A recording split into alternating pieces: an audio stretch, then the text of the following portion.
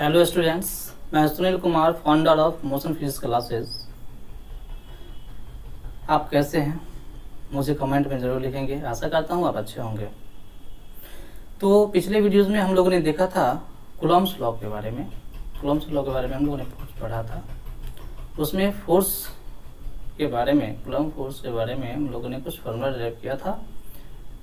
आज next video उसी Coulomb force से रिलेटेड, कूलॉम्स लॉ से रिलेटेड है, जिसे हम लोग देखते हैं। तो आइए हम लोग देखते हैं कूलॉम्स लॉ आगे। चलिए हम लोग कुछ रिकॉल कर लेते हैं। जैसा कि हम लोगों ने पढ़ा था कूलॉम फोर्स, या इसी को हम लोग बोलते हैं इलेक्ट्रोस्टैटिक फोर्स। ये जो फोर्स है इसको ऐसे या फिर आप ऐसे भी लिख सकते हैं वेक्टर फॉर्म में, ऐसे। ये भी मैग्नीट्यूड ऑफ फोर्स है, ये भी मैग्नीट्यूड ऑफ फोर्स है। ये इक्वल टू आप ऐसे लिख सकते हैं। हम लोगों ने जो पढ़ा था 1/4 pi epsilon not into Q1 Q2 upon R square. यहाँ पे F क्या है? मैग्नीट्यूड है फोर्स का, magnitude of force. 1/4 pi epsilon not ये कांस्टेंट है, जिसको कि हम लोगों ने इलेक्ट्रोस्टैटिक कांस्टेंट या कूलम्ब कांस्टेंट, कूलम्ब्स कांस्टेंट भी कहते हैं। Q1 Q2 यहाँ पे दो चार्ज है, Q1 एंड Q2 दोनों क्या है? ये चार्ज है, अलग अलग चार्ज है, दो अलग अलग चार्ज है। एंड R क्या है? ये है डिस्टेंस बिटवीन टू चार्जेज, ये है distance between two charges.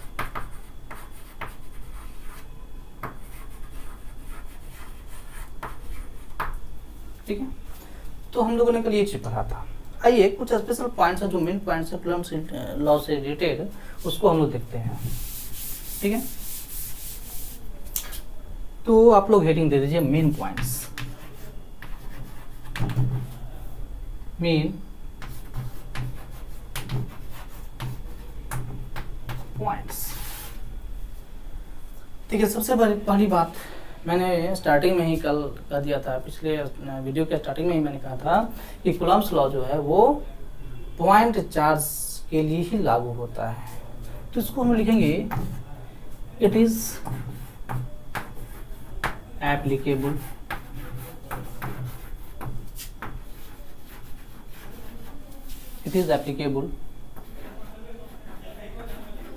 only for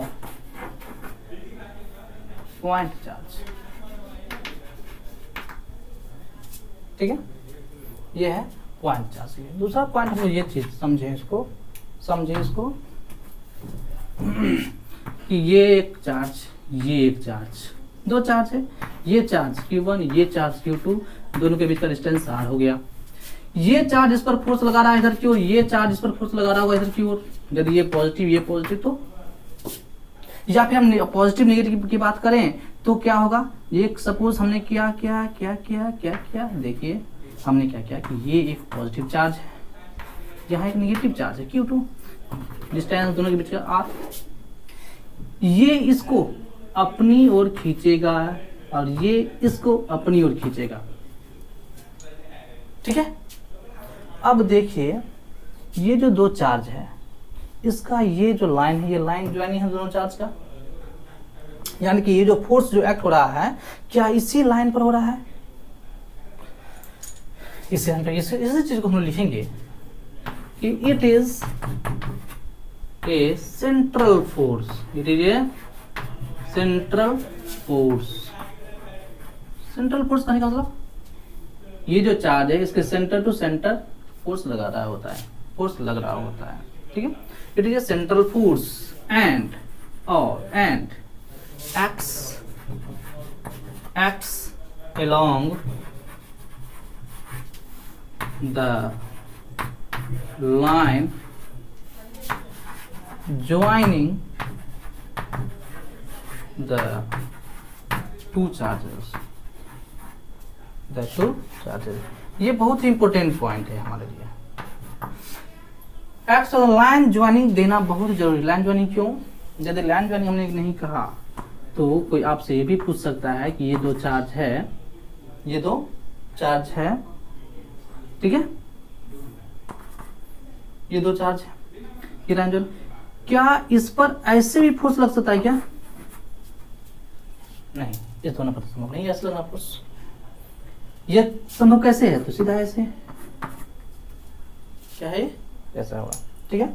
अच्छा, इसके बाद जो तीसरा पॉइंट है और नोट करें कि ये जो फोर्स है, दोनों फोर्स का मैग्नीट्यूड, मान लीजिए F1 ये F2 है, तो दोनों फोर्स का जो मैग्नीट्यूड होगा वो इक्वल होगा। नहीं, the magnitude of force, magnitude of force are equal, but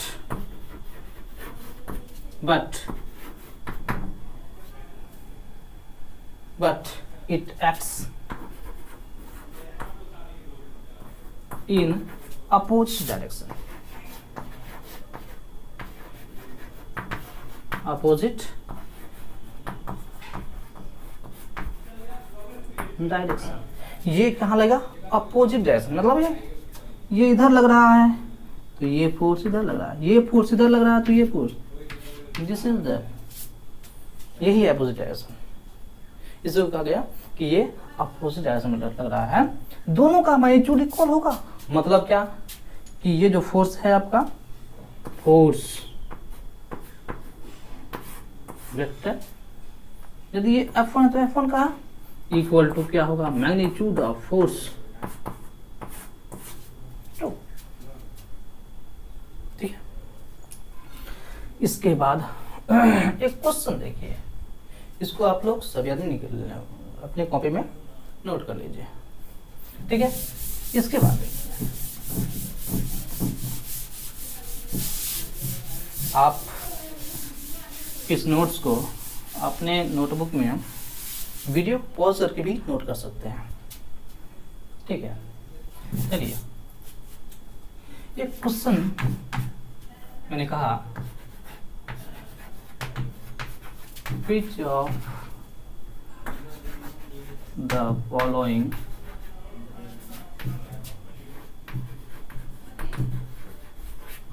is wrong?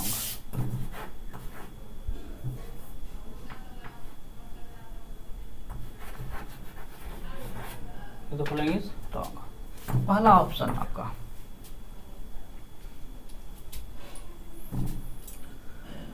कि F1 इक्वल टू F2। दूसरा ऑप्शन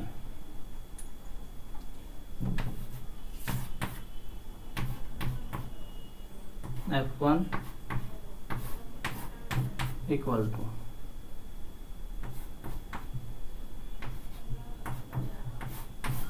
तीसरा F1 vector equal to minus F2 vector, चौथा F1 vector equal to F2 vector. बताइए कौन सा option गलत है इसमें? तो यहाँ देखिए, मैं एक्सप्लेन करता हूँ सभी को। ये क्या है? मैग्नीट्यूड ऑफ फोर्स है, ये मैग्नीट्यूड ऑफ फोर्स। तो मैंने तो कहा था कि मैग्नीट्यूड ऑफ फोर्स क्या है? इक्वल होता है जब दो चार्ज है, दो चार्ज पर फोर्स लग रहा है, ये F1 ये F2, दोनों क्या है? मैग्नीट्यूड है, इक्वल होगा, ये सही है। ये क्या है? ये भी तो मैग्नीट्यूड दिखा रहा है ना, मॉड में दिया हुआ वेक्टर को मतलब मैग्नीट्यूड दिखा रहा है, मतलब ये भी सही है। ये वेक्टर क्वांटिटी है, वेक्टर फॉर्म में इसको दिया हुआ है, यानी कि ये फोर्स वेक्टर F1, ये फोर्स F2। मैग्नीट्यूड नहीं इक्वल होता है, बट डायरेक्शन क्या होता है? अपोजिट। डायरेक्शन क्या? अपोजिट। तो वेक्टर में हम लोग अपोजिट डायरेक्शन वाले को क्या करते हैं? एक को पॉजिटिव तो एक को निगेटिव लेते हैं, इसलिए ये भी सही है। लेकिन क्या दो फोर्स वेक्टर फोर्स क्या वो सही है? नहीं, ये गलत है। मतलब ऑप्शन ये जो है ना ये गलत है आपका। ठीक है,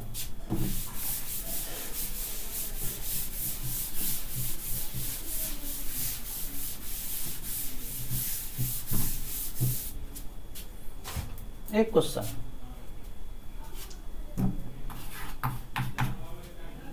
देखिए, क्वेश्चन पूछा गया द smallest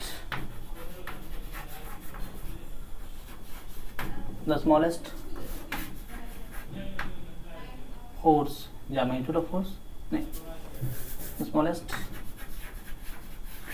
या वैल्यू दे दें, value of force between two charges kept at a distance of 1 meter each। Question आपसे पूछ रहा है कि स्मॉलेस्ट वैल्यू ऑफ फोर्स क्या होगा दो चार्ज के बीच में जब उसको 1 मीटर की दूरी पर रखा गया। देखिए, बहुत ही इंपॉर्टेंट क्वेश्चन है ये। इस इंजीनियरिंग एग्जाम में पूछा गया क्वेश्चन है, शायद इस टाइप का क्वेश्चन पूछा गया है। यहाँ देखिए, शायद ट्रिपल में पूछा गया था। स्मॉलेस्ट वैल्यू बोल रहा है ना, यानी कि स्मॉलेस्ट वैल्यू ऑफ चार्ज क्या होता है? इलेक्ट्रॉन ई, वो होता है 1 पॉइंट, क्यू का वैल्यू यहाँ पे क्या हो जाएगा 1.6 इंटू 10 के पावर -19 कूलम। ऑप्शन में दिया हुआ था आपका, ऑप्शन में जो दिया हुआ था वो था, पहला ऑप्शन था के, ऐसे दिया हुआ था ऑप्शन में के, दूसरा ऑप्शन में के स्क्वायर, तीसरा ऑप्शन में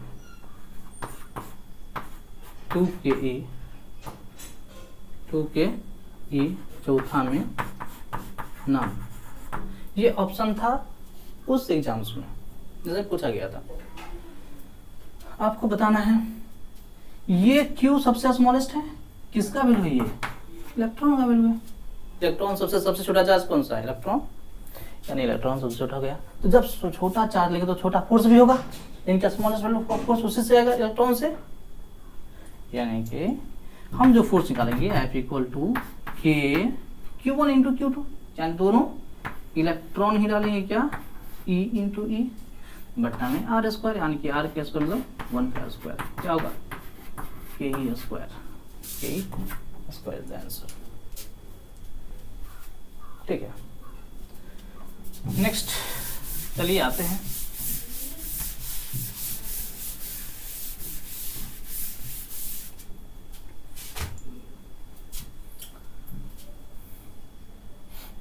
कि सपोज क्वेश्चन आपसे पूछा गया कि ये एक चार्ज है, ये एक चार्ज है,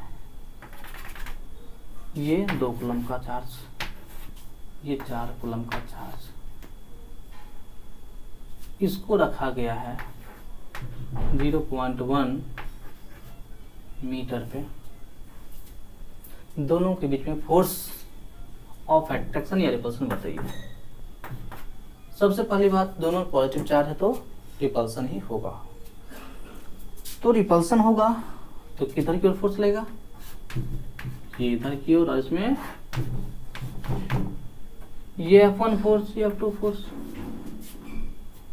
अब देखिए F इक्वल टू क्या होगा, के Q1 Q2 इंटू Q2 बट्टा में आर स्क्वायर, यानी के का वैल्यू क्या होता है 9 इंटू 10 के पावर 9, ये आपको याद रखना पड़ेगा वैल्यू को, इंटू Q1 का वैल्यू कितना होगा 2 कूलम दी हुआ है, 2 इंटू 4 अपॉन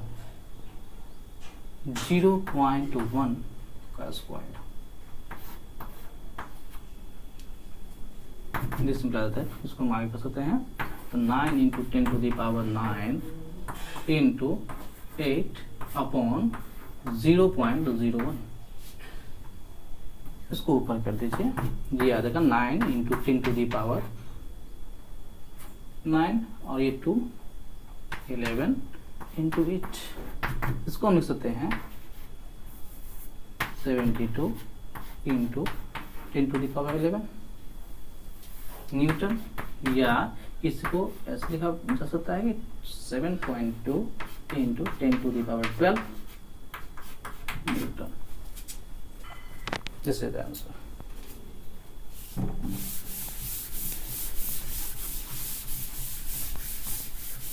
ठीक है, कुछ क्वेश्चंस हम लोग करते हैं। देखिए,